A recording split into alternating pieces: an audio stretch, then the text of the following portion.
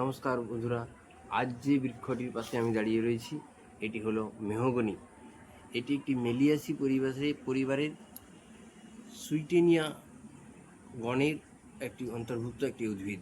এটি সাধারণত 50 থেকে 60 ফুট লম্বা হয়ে থাকে এবং অত্যন্ত কাঠের জন্য অত্যন্ত কাষ্ঠল কাঠের জন্য এটি অত্যন্ত পরিচিত একটি উদ্ভিদ।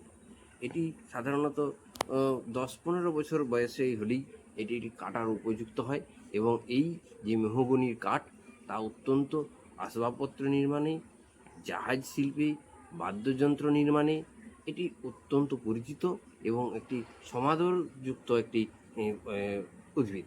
এই দেখতে পাচ্ছেন বন্ধুরা, পত্রগুলি হচ্ছে যৌগিক পক্ষল, অর্থাৎ দুটি। এটি সবসময়ই এর যে পত্র ফলকগুলি আছে তা সবসময়ই হচ্ছে দুইয়ের গুণিত হবে। হ্যাঁ, 1, 2, 3, 4, 5 অর্থাৎ 5 দুগুণে 10টি পাতা এটিতে রয়েছে।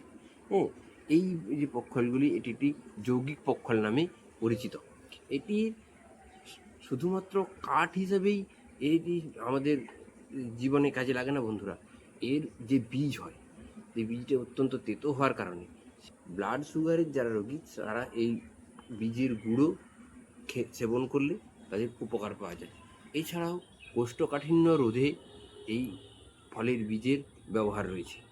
এছাড়াও চর্মরোগের ক্ষেত্রে এর গাছের ছাল এবং বীজের যে রস, বীজের গুঁড়ো এগুলি ব্যবহার হতে দেখা যায়।